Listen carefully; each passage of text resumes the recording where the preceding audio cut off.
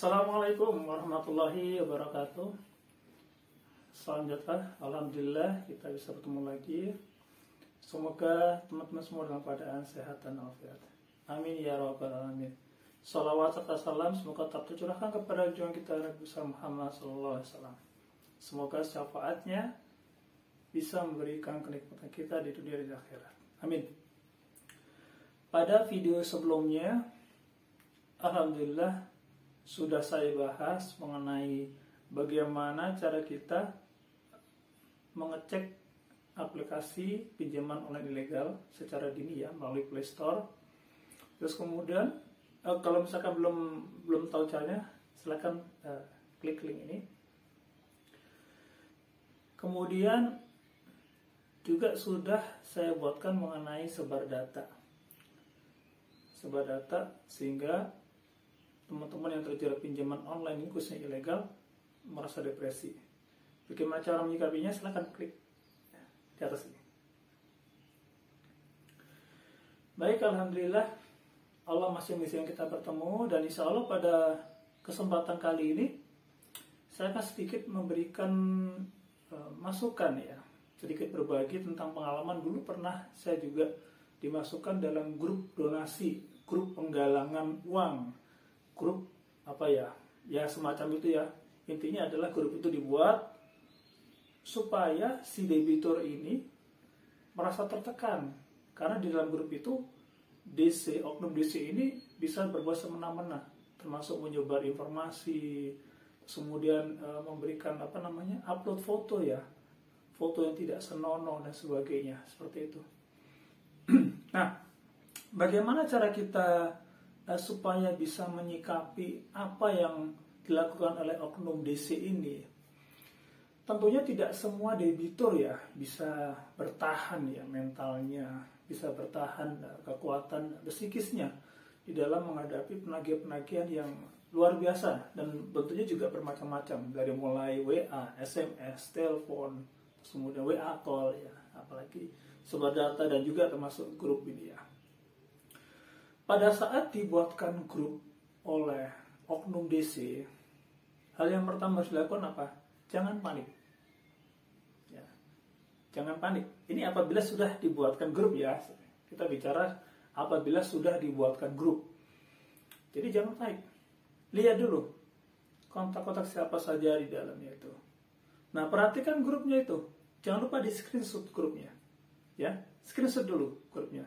Siapa adminnya, kemudian siapa saja di situ, terus bentuk grupnya itu apakah ada logo grupnya atau apa, di screenshot dulu. Nah, setelah di screenshot berarti kita sudah memiliki dokumentasi ya, bukti bahwa memang ada usaha dari oknum ya, usaha dari oknum untuk apa? Untuk mempermalukan, untuk intimidasi ya, atau untuk menyudutkan. Lantas kemudian status grup ini apakah hanya admin saja yang bicara atau semuanya boleh bicara? Nah, itu diperhatikan. Ya. Waktu saya dulu pernah dimasukkan ke grup itu, kebetulan ya, alhamdulillah ya, saya masih ingat itu Mbak Dila dari Bekasi, masih ingat ya itu. Ya, dimasukkan ke grup itu, kebetulan grupnya tidak dikunci. Wah, itu saya bisa leluasa bertanya. Ya, semuanya saya tanyakan. Ini adminnya siapa ya? Toh gue nggak kenal ya. Terus kemudian admin ini apa maksudnya? Saya tanya sampai habis. Kemudian dia mengatakan grup ini digunakan untuk penggalangan dana. Penggalangan dana untuk apa? Mana izinnya? Wah, panjang urusannya.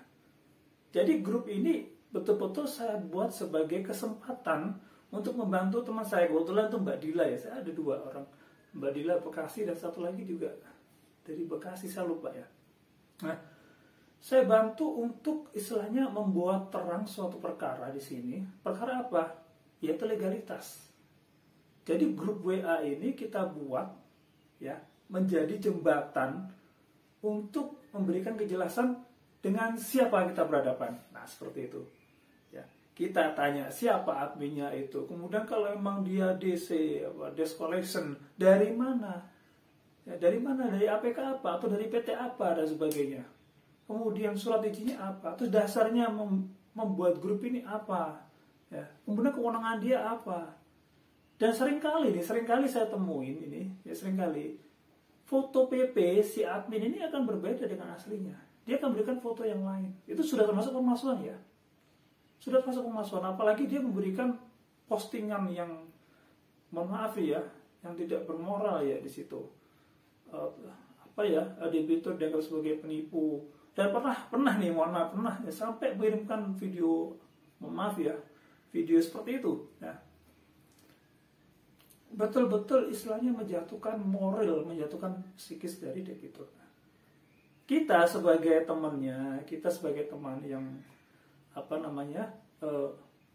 masuk dalam grup donasi tersebut, jangan berusaha sekali-kali memiliki asumsi, memiliki pendapat sendiri. Wah, ini teman saya udah gak bener, jangan. Ya, jangan. Jadi tenangkan dulu, kemudian tanya baik-baik kepada teman yang debitur tadi. Sebenarnya ada apa sih? Nah, seperti itu. Jangan terus kemudian menyalahkan, jangan. Nah, dari sisi debitur sendiri, ya, sisi debitur sendiri yang merasa memang hutangnya itu sudah di-upload, sudah disebarkan, ya, jangan panik. Ya, tadi saya bilang jangan panik dulu. Ada yang bertanya, jelaskan. Jelaskan apa? Nah, jelaskan bahwa ini dilakukan oleh oknum yang tidak bertanggung jawab. Kemudian, selaku debitur, kita minta maaf di situ. Kalau memang grupnya tidak dikunci, langsung minta maaf duluan. Ya, kata-katanya apa? Nah, nanti kata-katanya, insya Allah saya ketik di deskripsi. Ya, langsung minta maaf duluan. Ya. Setelah itu diam dulu, tidak usah melakukan penyangkalan dan sebagainya. Diam dulu, lihat dulu situasinya. Karena apa? Penyangkalan apapun itu justru akan menyudutkan kita, akan memberatkan kita, dan memberikan nilai negatif, respon negatif dari teman-teman yang sudah diundang ke grup. Karena apa? Pasti akan berusaha, oh iya ini si admin sama si debitur ini ada semacam kalau disebut kong kali kong ya, semacam ada kerjasama di situ. Jangan sampai ada anggapan seperti itu. Itulah kenapa saya bilang tidak perlu panik, tidak perlu melakukan penyangkalan apapun. Minta maaf saja. Minta maaf. Kemudian lihat baik-baik. Jangan terburu-buru memberikan komentar. Jangan terburu-buru memberikan bukti atau screenshot atau apa semacamnya. Jangan, tidak perlu. Ya. Grup itu tidak akan bertahan lama.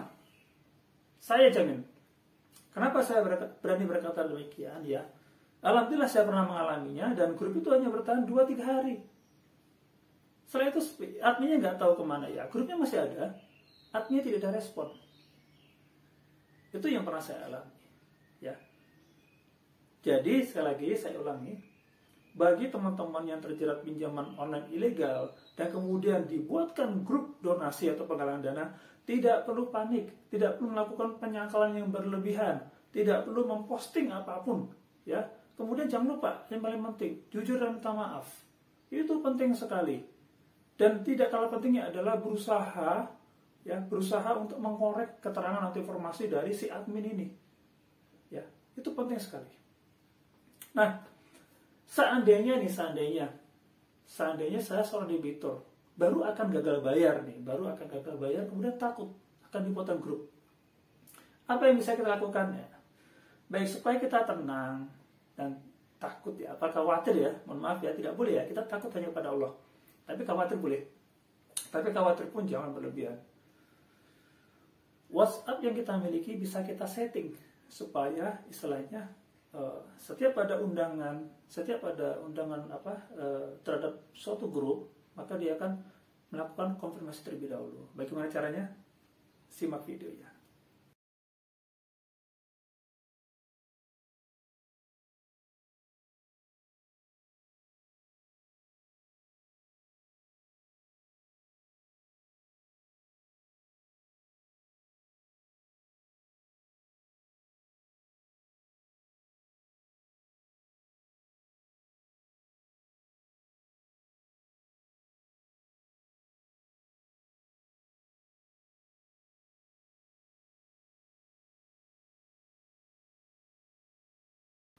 Nah, sudah tahu caranya bagaimana harus melakukan setting kepada aplikasi WhatsApp kita. Ya, mudah-mudahan bisa bermanfaat, ya, mudah-mudahan ya.